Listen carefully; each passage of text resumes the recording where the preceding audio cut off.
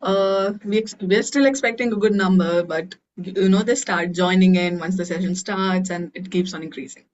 Yeah. But in India, this already after lunchtime, right? Or lunch? It's like before lunch, Okay. post brunch, I'd say. Okay.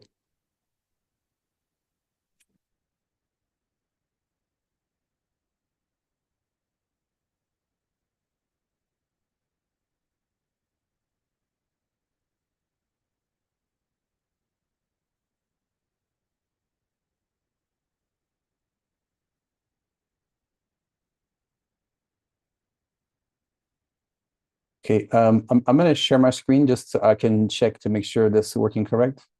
Oh, sure. We can see it. Okay, and then I go to let's see. Okay. Yeah,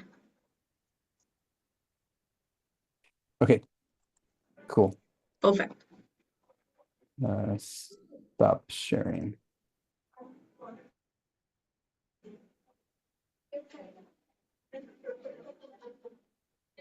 So, Mark, you're excited to be a part of this mega event that we have. Yeah, I am. I'm looking forward. I think it's a good time also to talk about AI. I mean, this whole past year really has been a good time, but it's just increasing the capability, and so teachers have a lot of curiosity, I think. Absolutely. And implementing it in classrooms is what's going to help them, plan their day better, or they get that feeling of, that they've also been doing something much more. They've got more time to do for a lot many things. Oh yeah. Yeah. Good morning, Mark. In fact, good afternoon to you. Oh yeah, it's after lunch now.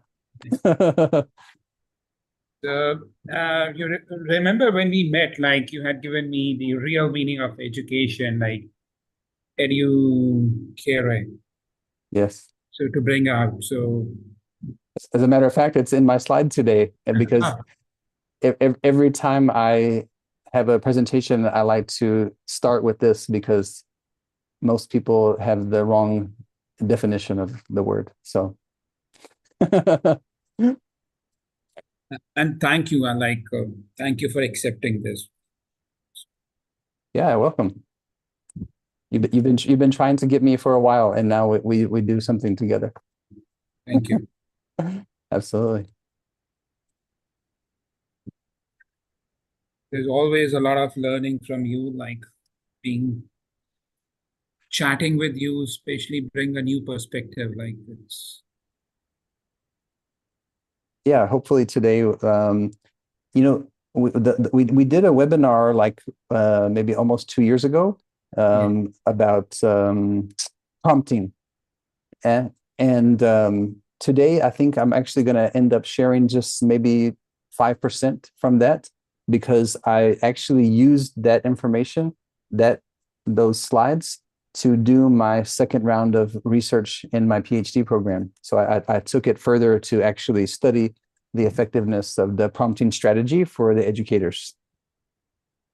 Thank you. Looking forward. So we can start now with Ushi. It's time. Sure, sir.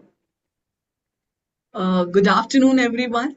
A very warm welcome to all of you to the GLOW event hosted by SAR Education, a platform that brings together passionate educators and thought leaders to explore the future of teaching and learning. I'm Vidushi Sharma and I'll be delighted to be your moderator for this session. We're thrilled to have you join us for the session that offers a deeply reflective take on the intersection of AI, education, and self awareness. And before we begin, I'd like to give a few quick session norms. Your microphones will be on mute during the session to avoid any interruption. Feel free to turn on your cameras to make this interaction more engaging. You can use the chat box throughout the session to drop any questions, thoughts, or reflections. We will have a Q&A segment at the end To be sure, so be sure to note down any question you'd like to ask.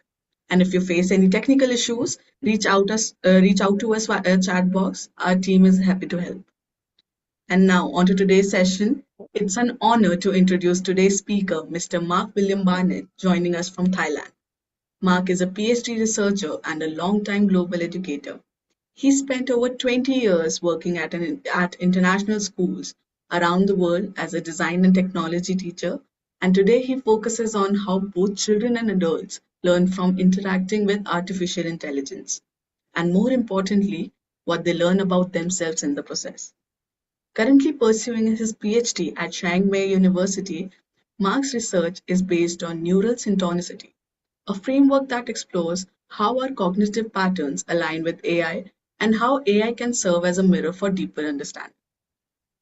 This session is especially relevant for those of us who want to engage students with AI meaningfully, going beyond simple usages, and help them grow through the process. Please join me in giving a warm welcome to Mr. Mark. Yeah, okay. Thank you for the introduction and thank you for the welcome. I'm very happy to be here today. I've been doing some things here and there with SAR Education over the past years, and I'm delighted to come back. And today, the topic of artificial intelligence, it is really my passion because it is what I study in my PhD.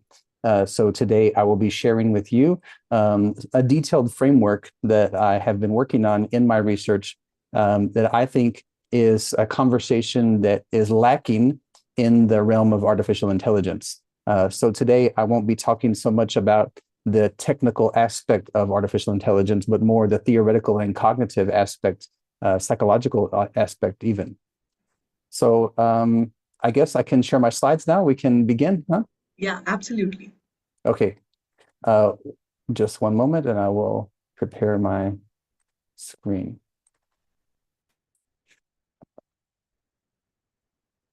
Okay, fantastic. So the topic is, for me, what I find most interesting is what a human can learn about themselves, and not just while using AI, but really while using any technology.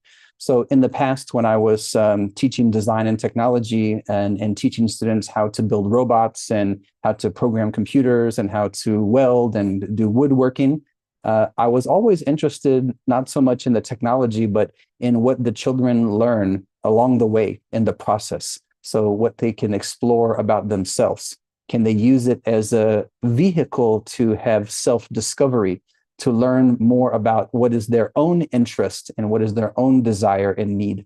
So naturally, I extend this philosophy into my research for artificial intelligence. And so the thesis for my PhD work is this question here. What can you learn about yourself while using AI? And I have researched with young students, with high school students, with adults, with teachers, with students who have been incarcerated in the Thai juvenile detention centers. So a broad range of people I have been doing this research on.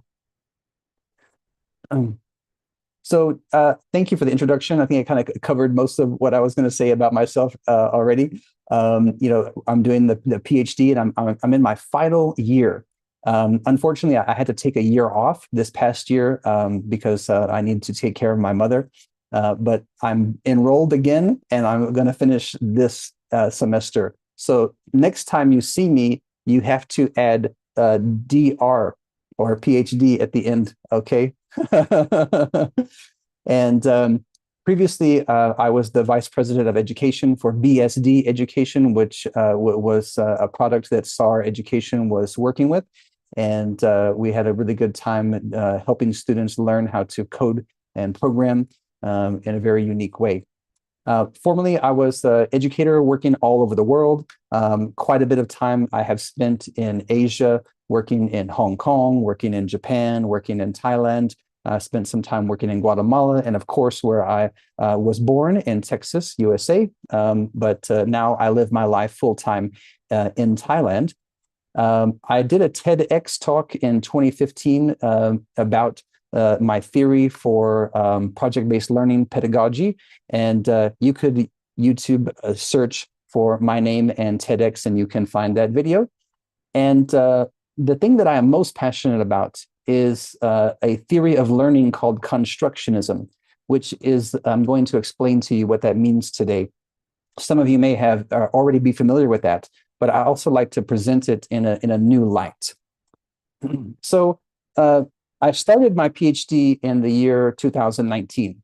And at that time, this was before ChatGPT had even come out. And artificial intelligence was very primitive compared to its ability today.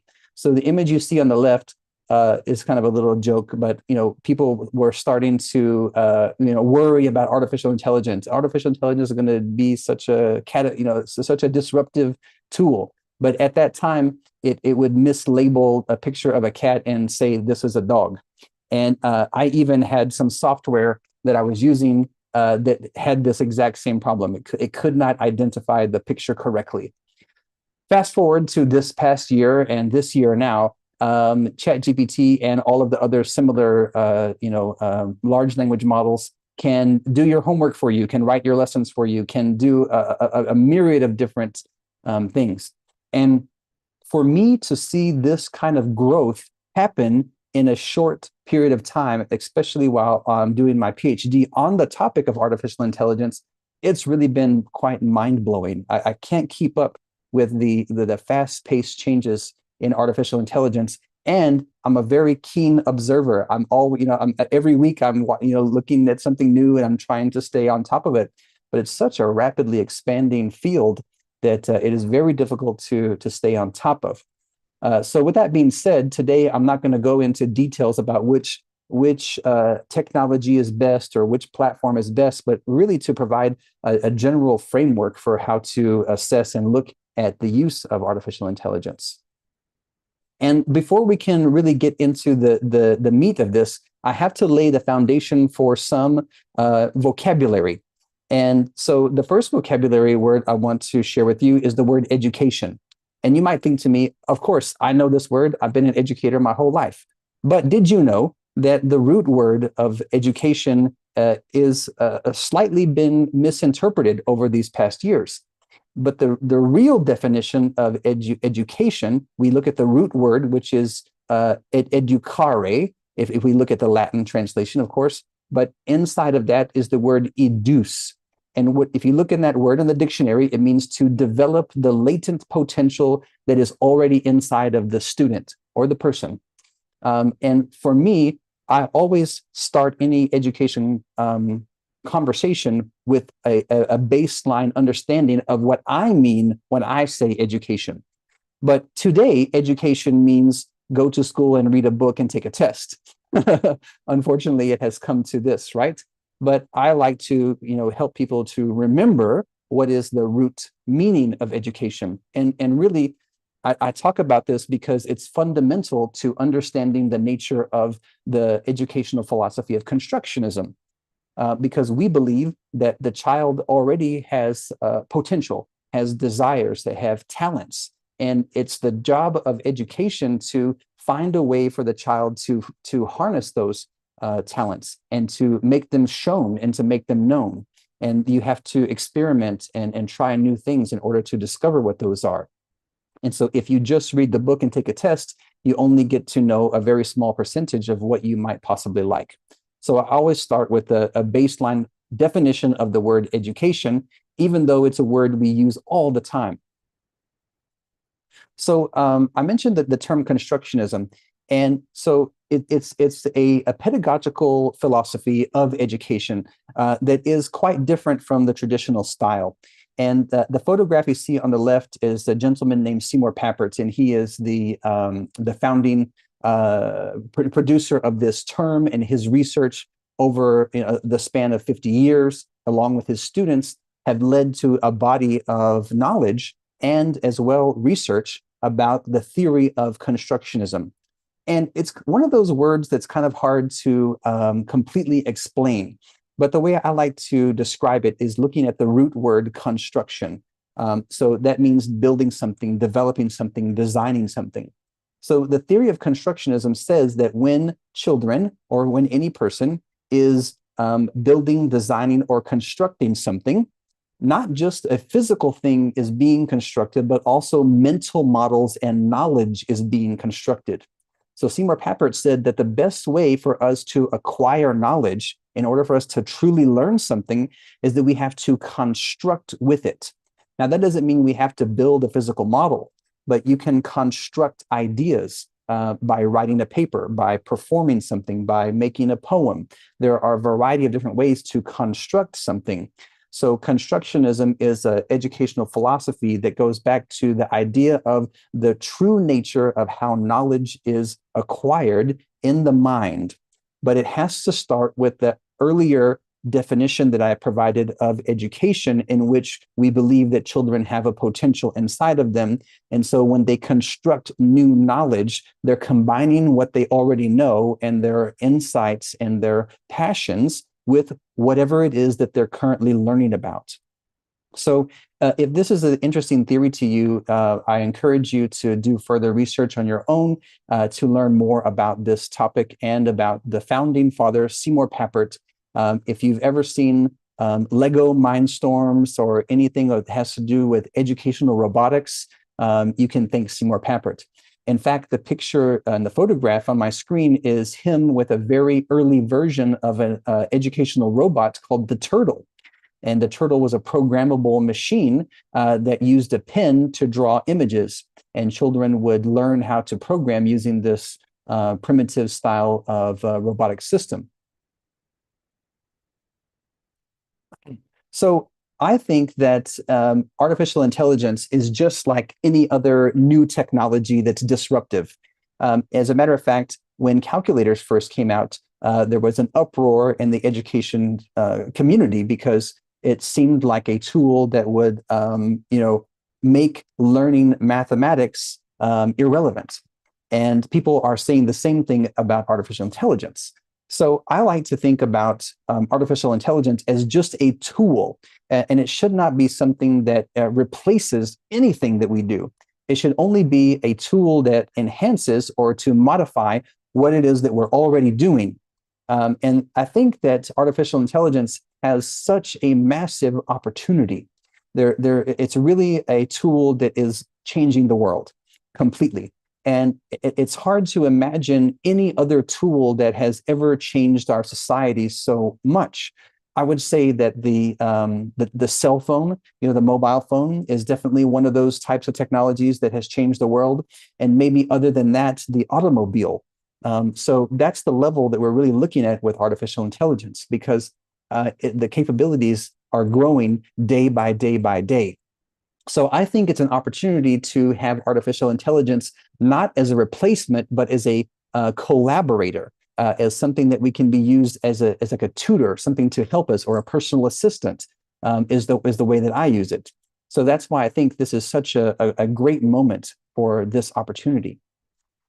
Seymour Papert wrote a book, and he was one of these visionaries. He could really see the future coming. This book came out, I don't remember the exact year, but I think it was around 1996. It was called The Children's Machine. And what I really like about this book is that Seymour Papert, he was already a founding member of the Artificial Intelligence Lab at MIT, which started in the year 1969. So that's how forward-thinking he was with artificial intelligence. He knew that it would come. He just didn't know when, but he knew that it was the technology was evolving to this dimension. And so the term that he used instead of artificial intelligence, he used the term thinking machine. And I really like that term. I think thinking machine really conveys a closer understanding of what we call AI. Because when you say AI or artificial intelligence, it immediately brings up science fiction and advanced robots and all of this kind of stuff. Where I really like the idea of a thinking machine, it really conveys more to the essence of what the real capability of AI is. So in this book, which, by the way, there's so many great quotes in this book and really interesting history, but I think that this topic, he says that AI should become the methodology for thinking about ways of knowing. And so Seymour Papert, he was very famous for saying these sayings that had many, many layers to them. One of his sayings was, "You can't think about thinking without thinking about thinking." And so this is one of those kind of multi-layered quotes. AI should become the methodology for thinking about ways of knowing. So if you were to really dive into the philosophy and even go back to Piaget, the ways of knowing, how do we actually learn things? How does that happen in the brain? Well, artificial intelligence is doing that in its own unique digital way, but we have our cognitive and our biological way for how to do that. So combining artificial intelligence and its way of knowing with our way of knowing creates a really interesting synergy where we have a biological system learning and a digital system learning together, learning something that's completely independent of those two, which is something that I'm really fascinated in. So looking at Seymour Papert's vision from what he wrote way back in the 90s, I've put together like 3 constructionist approaches to artificial intelligence based on this deeper understanding of the wisdom of knowledge and of children having an internal talents. So the first one is allow teachers and students to tinker with AI so they can draw their own conclusions. You really don't know how to use a technology until you've played with it for a while.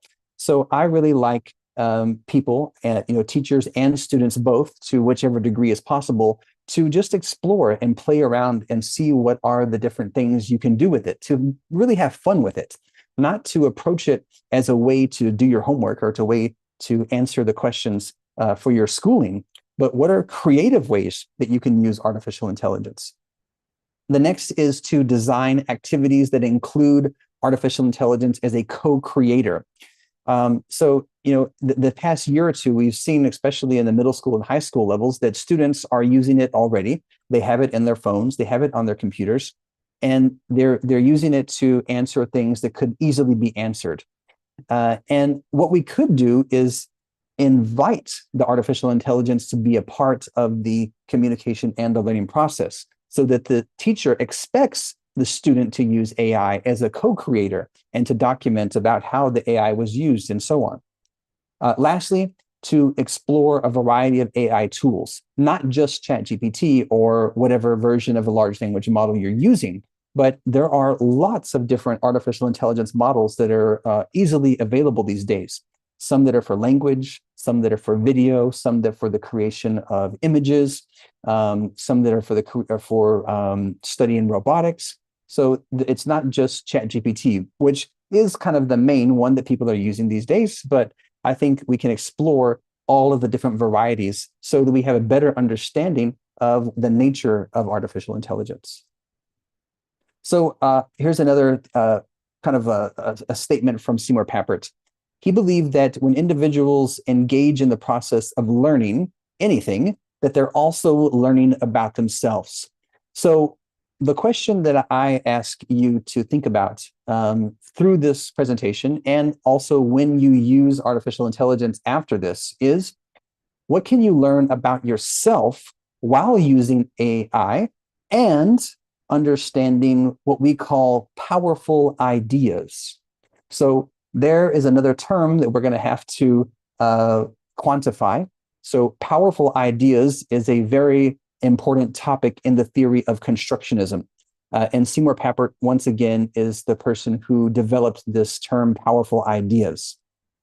So a powerful idea is something that is an idea that can cross several different domains or different sectors. So here are a few examples just to kind of get your mind to start thinking about what exactly is a powerful idea. So sensors is a topic that spans across many different domains. When I think about sensors, I think about robotics. So there are light sensors and temperature sensors and distance sensors, and those can all be programmed to do different things. But if you think about the human body, there are 5 senses. So your nose is a sensor, your ears are sensors. So it's an interesting definition of the term powerful idea, because the term sensor can be applied to multiple different domains. And these are just examples. There are tons of different powerful ideas. And that's what I like about constructionism, is it really focuses the learning to expand. And a lot of times when we learn only in one domain. You learn maths, then an hour later you learn science, and then an hour later you learn language. But in constructionism, everything is interconnected through powerful ideas. So let me give you another example. A lever, a piece of wood or a piece of metal that you might use to pry something open. So when we look at simple machines, we would look at the way levers are used, and we can use physics to calculate the length of the lever and how much force and weight it can occupy. But there are also psychological levers, or there are societal levers of change, things that can cause a chain reaction. So the term levers is another example of a powerful idea. Symbols is another powerful idea. There's symbols that convey things scientifically, symbols that convey patriotism, and so on. But I bring this up because I want you to understand the nature of powerful ideas. And the powerful idea that I chose to explore in my PhD research was the term bias. So bias is a powerful idea because it comes across in many different domains. And we've all probably heard about a psychological bias, where you tend to favor one thing over another thing. But there is also a form of digital bias that occurs inside of artificial intelligence when the artificial intelligence is being trained. So my research looked at how can we better understand the nature of bias by understanding both the digital and the biological nature, or the intersection of those two, to better understand bias, not only in the artificial intelligence, but in our own selves. So in my description of this particular this topic, I use the term called syntonicity. So this is another topic, another word we're going to have to describe. And I apologize for all of the introduction. I haven't really even got to the meat of my presentation because I have to provide lots of background context. So Seymour Papert, he developed a way to program on a computer called Logo. And so what you see on the screen are some example commands that a student would type into their computer, and then on the screen, a tiny little turtle would follow those commands. So the first one says forward 50, and you can see there's a turtle at the end of a line that's showing you that the turtle has moved from its origin up 50 spaces. Then on the next one, you see it says right 90. So the turtle has just rotated 90 degrees, and then forward again, and so on. You can see that eventually the commands have led the turtle to make a complete square. Now, anyone can do that on a computer. You can type in those commands, and the turtle will follow those commands on the computer. But what Seymour Papert discovered is that when children are programming this turtle, that they are also imagining themselves as the turtle.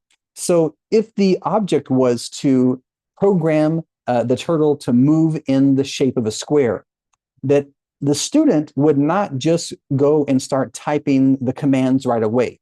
But first, they would think in their minds, okay, if I was the turtle and I wanted to make a square, what would I have to do first? Okay, I need to go forward, and then I need to turn right, and then I need to go forward again, and so on.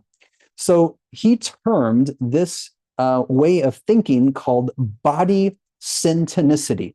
So the body is the human body being imagined as the programmable turtle on the screen. And syntonicity is really like an interconnected relationship. So Seymour Papert observed in his research that there is a mental model of the human body that the students are representing when they program the computer. So this type of syntonicity actually happens quite often for all kinds of different things, not just for the computer, but we tend to use our bodies to think about how we move around in the world, or how we interact in the world, or how we interact with others. So the human organism tends to always put itself in a position in relationship to other things. And Seymour Papert really studied this very deeply. So if we were to further describe the term syntonic learning, it's when someone is engaging with their body and their senses to develop a new level of self-knowledge through interacting with something. Okay. In my previous example, it was with interacting with a programmable turtle. But you could easily learn more about yourself by trying to ride a skateboard for the first time. If you've never ridden a skateboard before, all of a sudden, you have to really learn the skill of balance. And that's a self-reflective process. You can't just read a book on balance and then hop on a skateboard. So syntonicity is the marriage of the theoretical and the physical, of the biological and the digital, those things coming together to create real self-knowledge. Because Seymour Papert said that the only way to really know something is to truly engage with it through the self. You can't just read about it. A teacher can't just tell you about it. You have to experience it, and you have to construct your own understanding of it while you're doing it. So that can only happen through this process, and which is why I find this topic so deeply fascinating. So in my PhD research, because I'm studying artificial intelligence, I came up with the term neural syntonicity. So if you research artificial intelligence and look into how they're made, you probably have heard the term a neural network. So artificial intelligence is built on the backbone of a neural network that is designed to learn and designed to output certain things. So that's why I came up with the term neural syntonicity. But also in our own brains, in our minds, there are neural synapses. So there's an interconnectedness between the biological neural synapses in our brain and the neural networks and the digital syntonicity of the artificial intelligence. So expanding on Seymour Papert's work all the way back from the 1960s, where he discovered this body syntonicity, now we can use artificial intelligence to see how people interact in a unique way with artificial intelligence to better learn about themselves. So I designed a series of research projects to help students understand this and to further validate the essence of neural syntonicity. So I think maybe a link has been shared already. This is a research that I published in 2023. And it goes into much greater detail than I'm going to be sharing today about the methodology and all of that kind of stuff.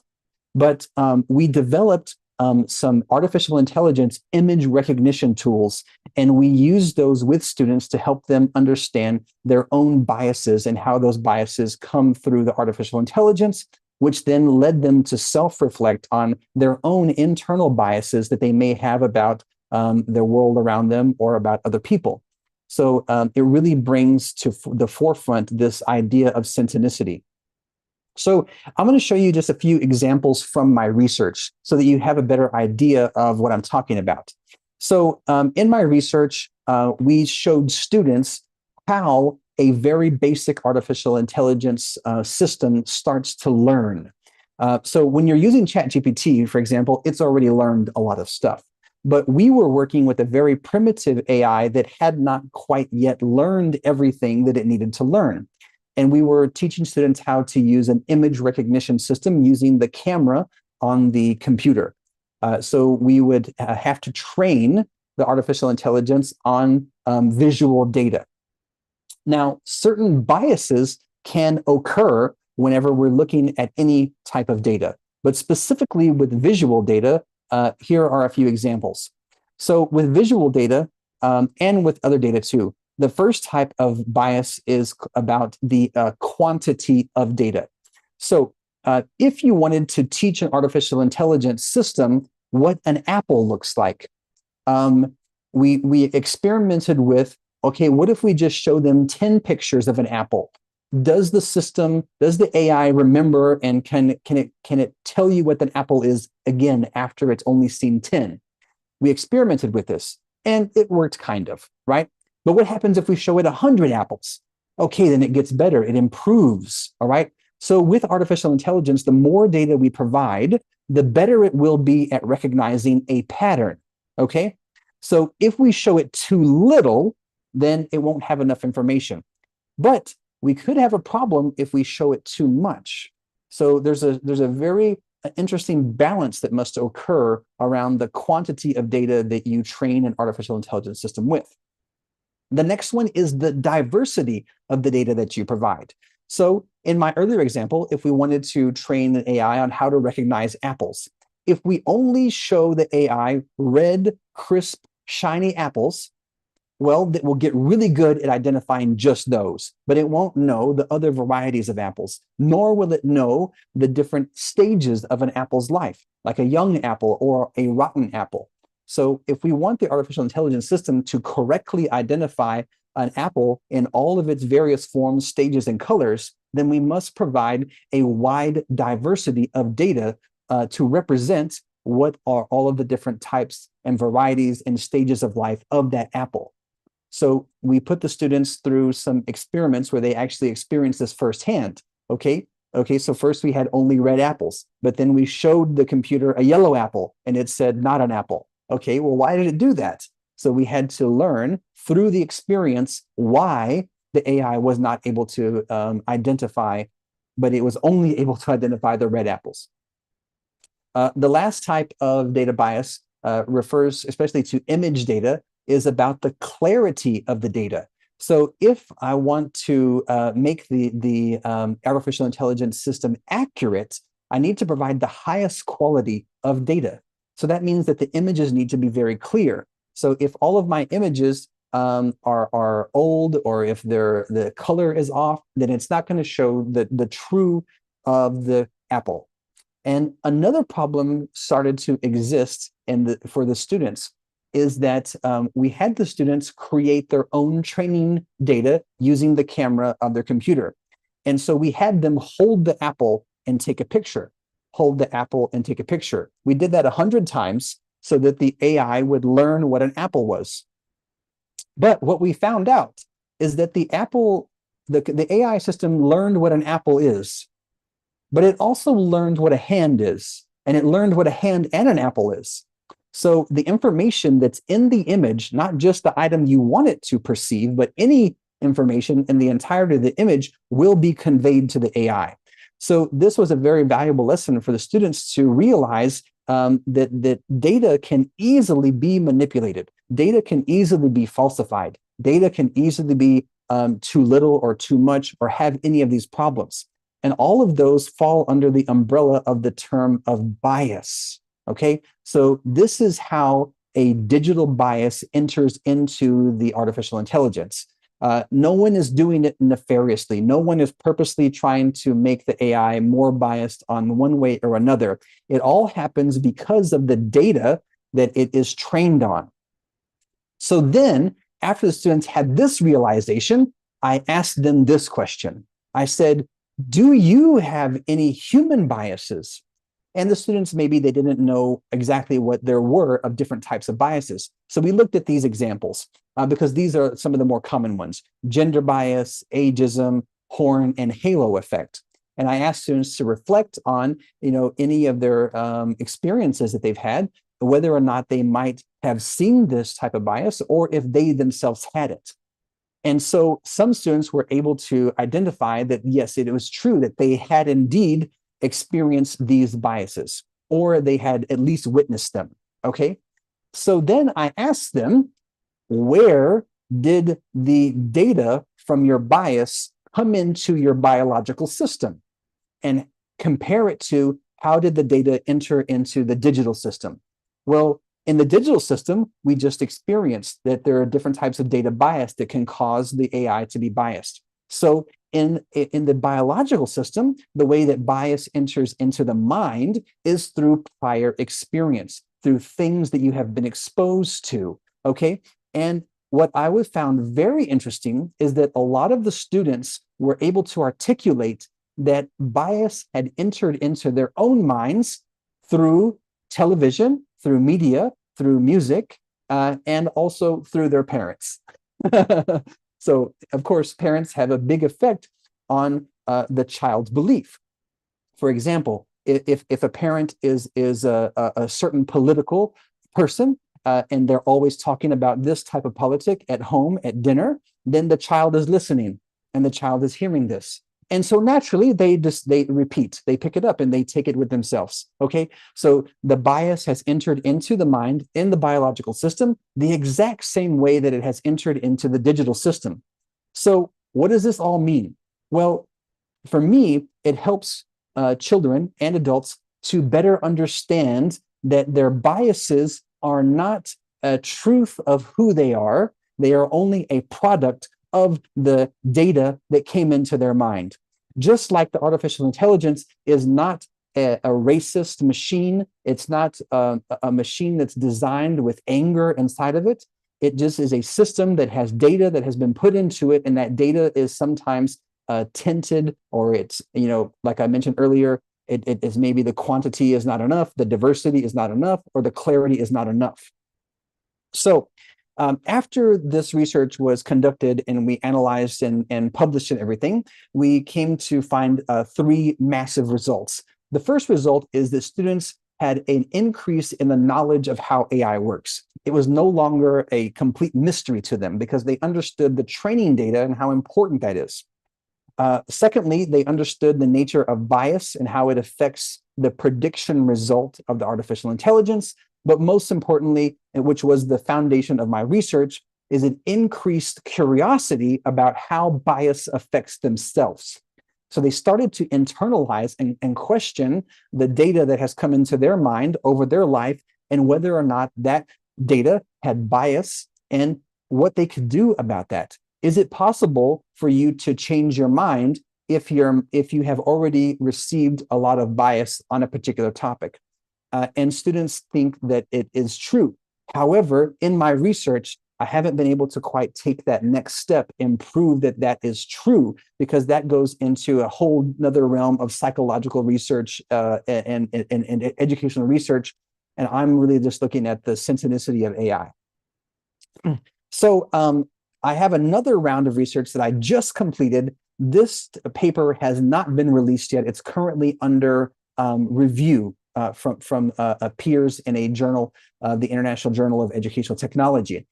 So when I did the first round of research, ChatGPT was in its infancy. It was out, but it really wasn't being used widely. And so now that ChatGPT is being used widely, I decided to take syntonicity and study the language relationships, because GPT is a language transformer.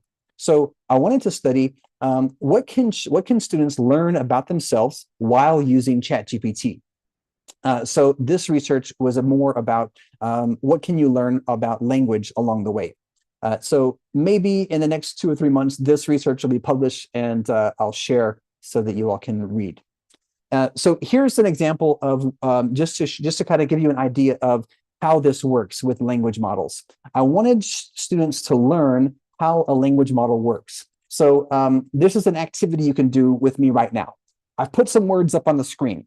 I want you to read those words. They're not really in any sentences. It's just a bunch of words thrown on the screen. Take just a minute or so and read the words. And I'm not asking you to read them and try to understand what the meaning of the words are. Just try to take in the essence of the words. What are all of these words together? Not independently, not each word independently, but what is the essence of all of these words?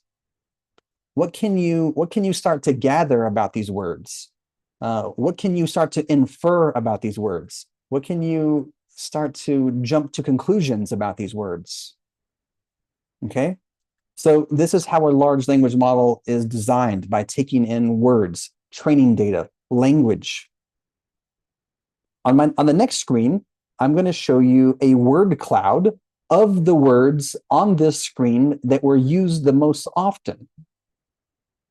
Okay, so this is another way to visualize the data in a different way. So based on the words I just showed you, here are the words that were most often used. So we see the word good, no, mother, and so on. And then the smaller words mind, cup, etc. Okay? So next, I want you to take a look at a list of words. And which of these words do you think do not match the original data set? So I showed you the black screen with the green words. So now I'm showing you a new list of words. Of these words you see on the screen now, some of them are more likely to be a part of the original training set, and some of them are not likely to be a part of the original training set. And I apologize, I'm not looking at the chat directly because I've got one screen open, but please do put your answers in there and I will look back at them. So through this process, I was teaching students how large language models work. A large language model like ChatGPT is a prediction tool. It's a way to predict a series of words or a phrase of words or a continuation of words based on a training data. So if we were to just simplify it, if we were to train an AI just on the words that I showed you prior, no other words, just those, how likely would it be able to predict that these words were a part of the original set or not? Okay, now I'll give you the answers. Hopefully you've in your mind already, you've got an idea. But there are some words on here like environmentalism. It's a really long word. And if we go back to the original training set, there were no long words. Let's see, something maybe is a long word, but there were no really long words. So maybe environmentalism is not a part of the set. But the word hot, yeah, it's a 3-letter word. That's most likely going to be a part of the original data set. So you can see that the words like hot and tea and go and red and toe, cup, dog, those are the words that are most likely to be a part of this original data set. Also, you'll see that there are no scientific words in this data set. And the other words like geopolitics, spectrometry, vulcanization, those are the words that are scientific. And so when I showed this to students, they were able to easily understand this concept. They were easily able to see that, okay, these words are similar and these words are not. So what's happening right now when you do this activity is that your mind is using a prediction analysis. You looked at a sample set and now you see some new words. And so you're predicting which ones are most likely and which ones are most likely not. Well, that exact same thing happens on ChatGPT when you ask a question. So if you ask a question like, who is the emperor of Rome, or who is the last emperor of Rome, it's not an encyclopedia. It doesn't go and look that up and then tell you the answer. It uses a prediction analysis based on what you asked it, based on the words that it already knows. It will tell you the answer. And the cool thing is that it's usually right. And that's just the most interesting thing in the world, I think, about artificial intelligence.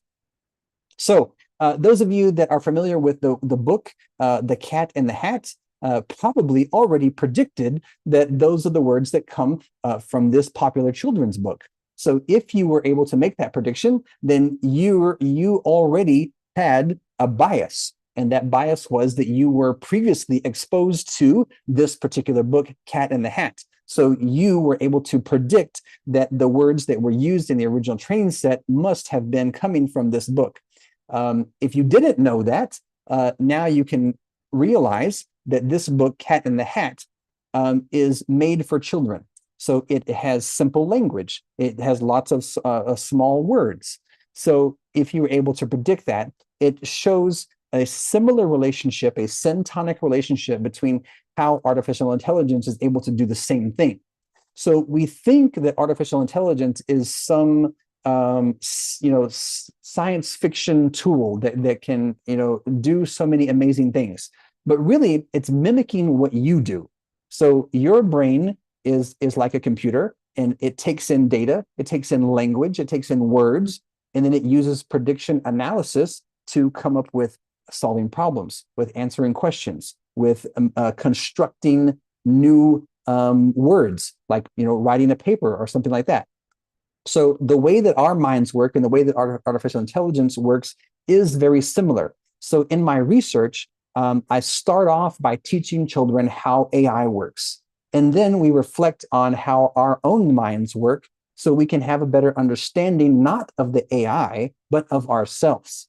Okay, because when you realize that your mind is just a prediction analysis tool that is as good as AI, all that's missing is that you don't have as much training data as the AI, because the AI has been trained on every encyclopedia, every book that's ever been written. So if you had read every one of those books, then you would have the same ability. So it's not magic. And I think that's what's interesting. So here's the next step in this process. So like ChatGPT, it will answer your question. So if you know the book Cat in the Hat, you could probably finish these sentences. When the cat ... You could use your imagination, and you could use the original data set of words to finish that sentence. And using the words that we learned about earlier, you wouldn't add the word geopolitics into the sentence because you understand the frame of reference in the original data set. So this is an example of an experiment that I had the students work through.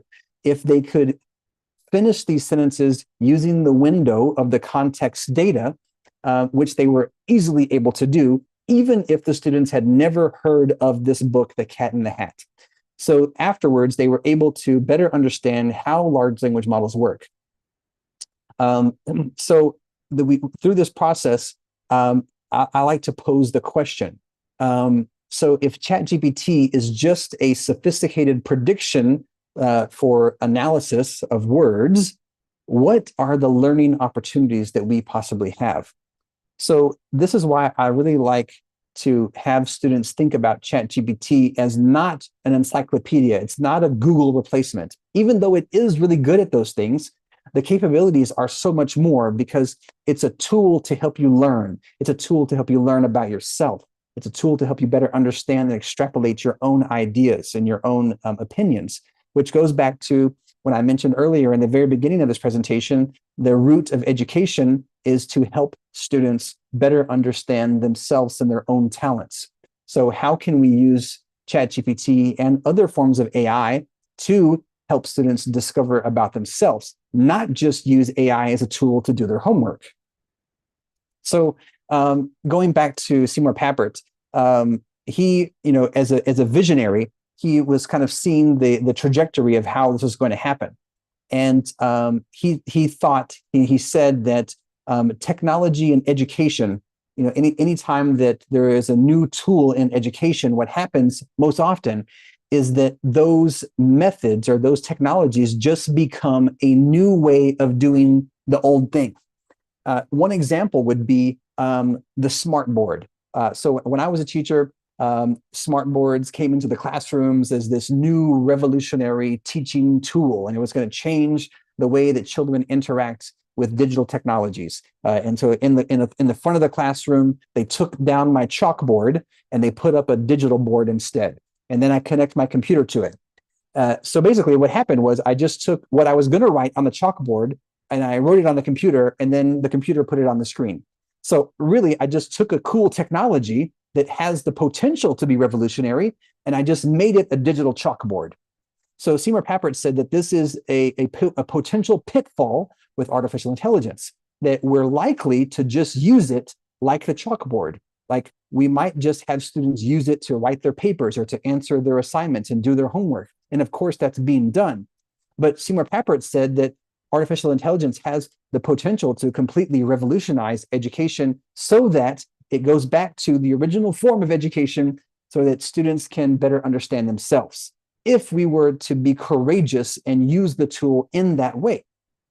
So leading back to my original supposition, what can you learn about yourself while using AI? This is the question that I would want you to keep in the back of your mind when you're using AI, especially if you're just tinkering around, exploring, and having fun with it yourself.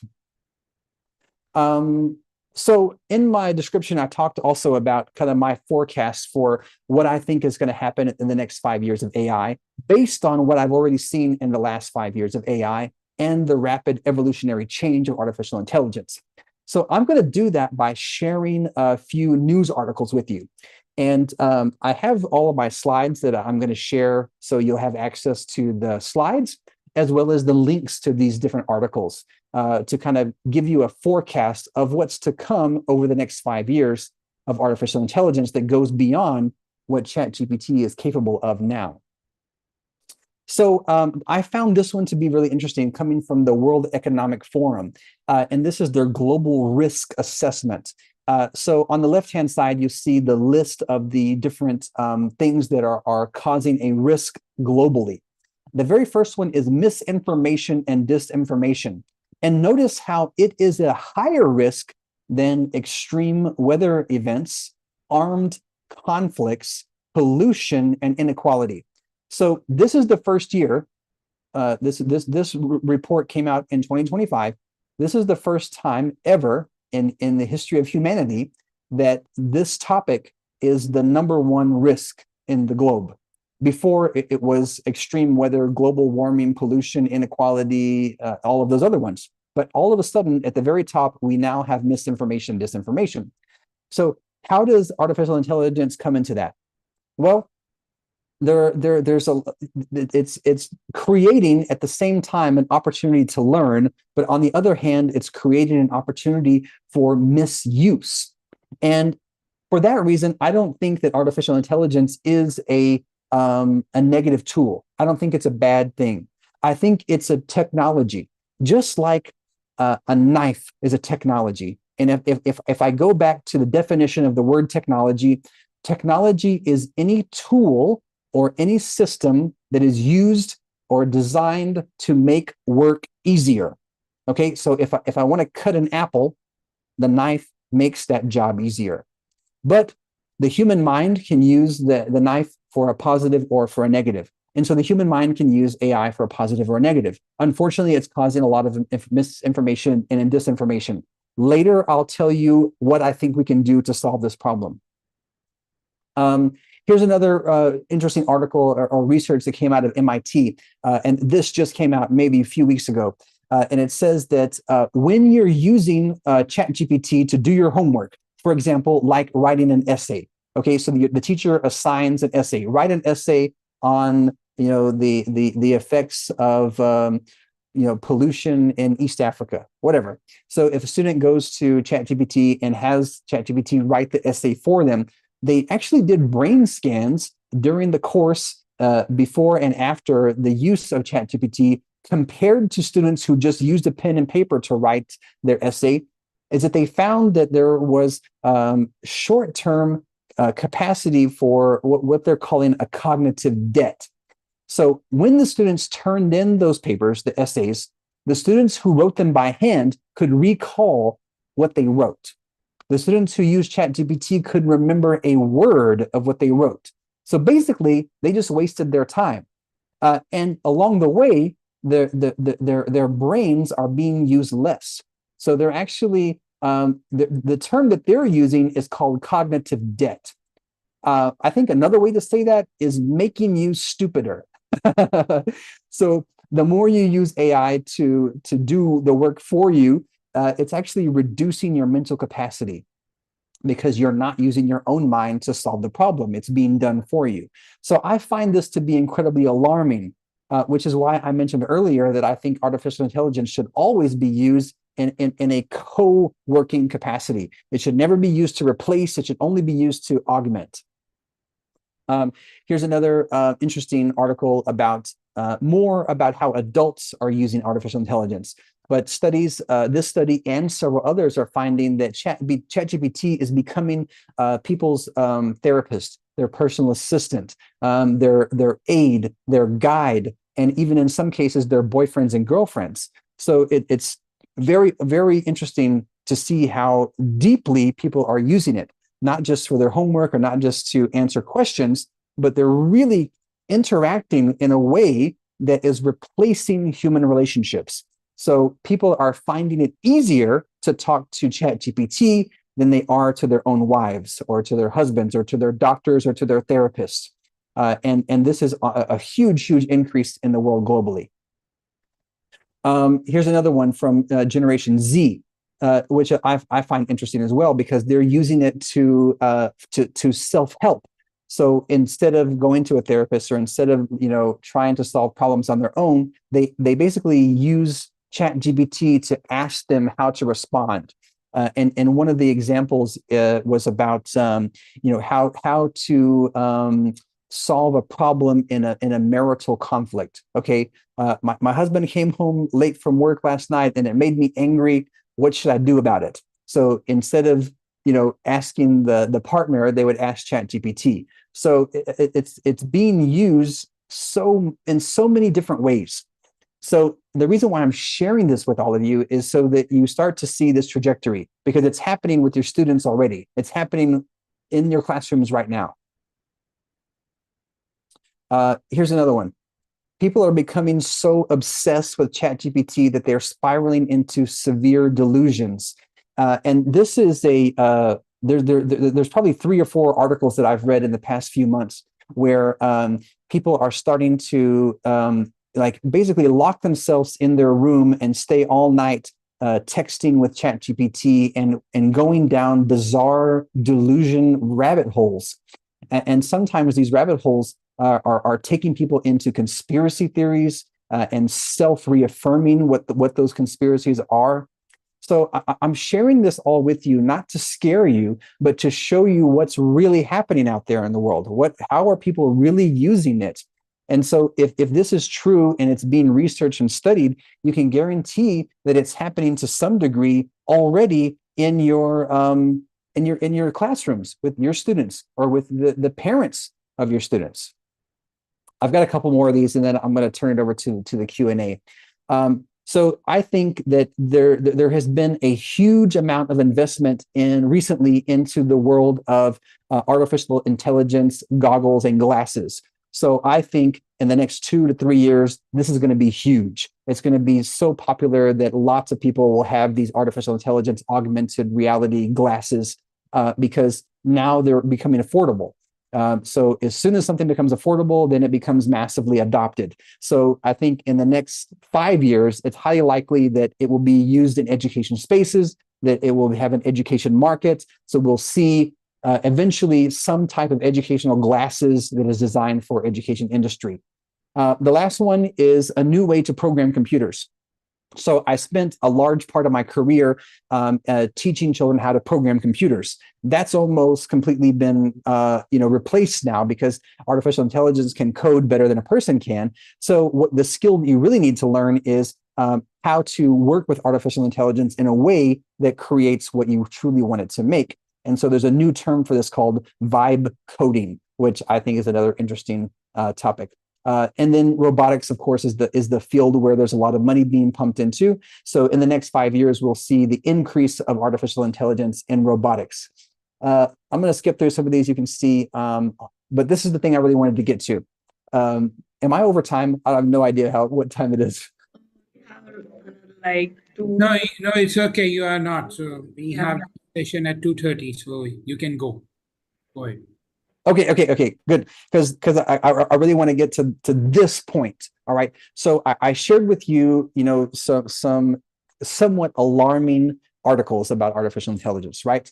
The global or the World Economic Forum has listed, at the very top, the disinformation.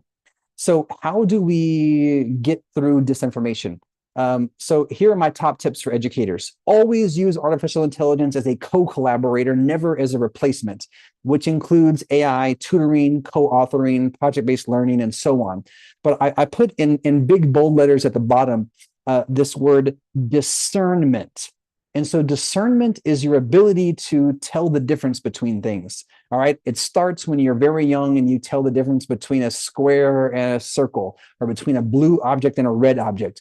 The human mind and the human eyeball is designed for this topic, and we're really good at it. We're very good at discernment.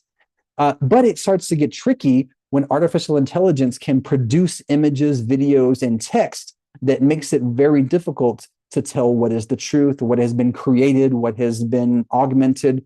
So in order to better develop our skill for discernment, we have to practice it, just like any other skill. You want to be better at skateboard? You've got to get on the board and fall down. So if you want to get better at unmasking disinformation, then you need to practice the study of discernment. So there happens to be what I have found to be probably the best top artificial intelligence training program and I look at a lot of these. There are hundreds lately, especially that are targeted towards educators, where you can take a course or you can take a thing to learn about AI. This one comes from Anthropic, and they are the creators of the artificial intelligence system that's called Claude. Some of you have maybe even used it. But the reason why I like their curriculum so much is because they have a whole section based just on the topic of discernment and learning how artificial intelligence works in the background so that you have better tools at your disposal to discern between different types of artificial intelligences, between different types of different disinformation. And with these tools, you're able to combat that number one problem from the World Economic Foundation, which is, this disinformation. So I highly, highly, highly recommend that, you take this course. It's a 10-hour course. And when you get to lesson 8, there's a whole section on discernment. I think I've put the link in my slides. But for me, I'm this close to having a PhD in artificial intelligence, and I've looked at so many things over the last 5 years, and this is the best education that I have come across. So, and I recently just discovered it only a few weeks ago. So I'm super excited about it, and I'm sharing it with everyone that I know, because it's really the best when it comes to deeply understanding artificial intelligence, but not all the technical stuff. You don't have to be a programmer. You don't have to understand the technology. They break it down in such a way that helps you to better understand, so that you have more tools and ability to discern what is real, what is not, what is good, what is bad, what is biased, what is unbiased.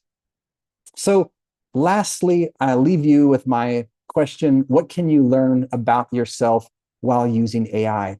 Answer that question while you're using AI. Think about it when you're doing your assignments. Think about it when you're just playing around. Think about it when you're using different forms of artificial intelligence. What are you seeing? What are you noticing? How does it make you feel? Can you learn about yourself along the way? So that concludes my presentation. I know that I covered a lot of information in a short amount of time, and any of the links that you were looking for from those articles or from that course that I just recommended on discernment is going to be in the slide notes. So I will stop sharing my screen. And maybe someone can help me with the questions, because there's so many. So Mark, so this is something which is very real, which happened last month. So we have a conflict with our neighboring nation, and misinformation and disinformation created such a panic that Pakistan invaded India. Their media was like that, and our media was like that, like we had captured the entire Pakistan. So it has been such a chaos which happened on the night. Like everybody is waked up and like they are watching on their screens, and like as if like the bomb is in their house. And it was, I truly agree with this research, like misinformation and disinformation. I have a question, Mark, for you. So it becomes more important now to be knowledgeable, to understand what the response that AI is giving to us is correct or not. So you need to be going to the school to learn about the thing so that you can evaluate with the discernment of the information which is given by the ChatGPT or Claude. You should be able to evaluate what is right and what is wrong. Correct. And that is a human skill. And so that's why it's so important not to let go of the human aspect of using, just like you were going to use a calculator. If you press in the numbers on a calculator and you immediately write down the answer, what is the probability that you put a wrong number? There is a chance, right? There is a chance that your thumb put the wrong number. It happens to me all the time when I'm texting. I misspell something. All right. So you always have to factor in for the human must discern, the human must evaluate. So anytime you use ChatGPT or any artificial intelligence, before you submit that work or before you share it with the world, you should validate it. You should evaluate it. You should use discernment to see how it is going to affect who you share it with. We have somebody, Miss Lokpana Das. She wants to ask questions. So go ahead, Miss. Yeah, well, thanks. This is a very interesting session, and I'm especially interested in the language bit as well as the very fact that you brought up in like session 8 of your, the session that we will be. There are AI tools to discern other AI tools to see whether that's disinformation, misinformation, hallucination, whatever. However, my question then is that how are we sure that those AI tools too are not, doing the same thing? So where, like, it seems like, it's a reflection of a reflection, like where does it go or where does it end? Yeah, that's a great question. Or does it? And Or does it? There's research that shows that those tools are fallible as well. So there is a website called Turnitin, and Yeah. this one, you know about it, right? So This was much before AI. yeah, but now it uses AI, and Okay, yeah. so teachers will the student will turn in an essay, and then the teacher will feed it to Turnitin, or Yes. Gamma is another one. Yeah, and it will say this is 80% AI, but it is not accurate. Yeah. Yeah, and it's been proven that sometimes it's inaccurate. So you can't use an AI system to check another AI system. I think it's not good. You got to use your own mind to test it. Yeah, that's what I would think, because it even has things like humanize, right? AI has, you humanize your writing, and Right. yeah. So Yeah. So, okay, yeah. Okay. But Thanks. fundamentally, it goes back to the way we approach AI. And so I think that it's very obvious already that students and children, they know about it already and they're using it. So if you give them a homework assignment, like write an essay, it can be almost guaranteed that they're going to use it. Absolutely. So if you know that they're going to use it, we should design a way of using it that is appropriate. So instead of here's an essay, go write it. Say, here's an essay that I want you to write, but I want you to use AI to help you first do the research.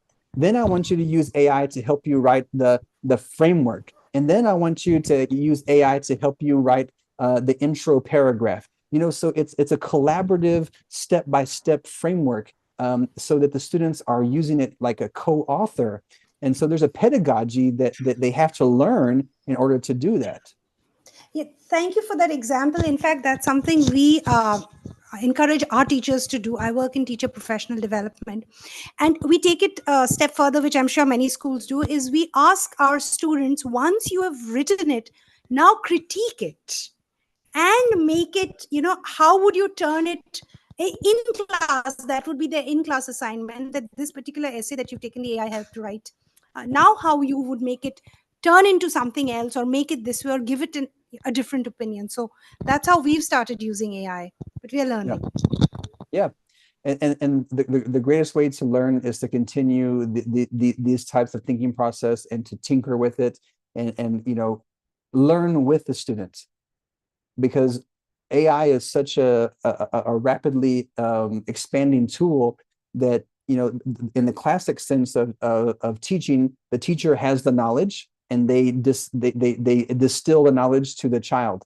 But we're all learning this together at the same time. So it's important also to model how you use AI. So the teacher can do a demonstration and show the students together with them, this is how I do it. This is what I learned. And now you can do it like this, or you have a new way, a different idea.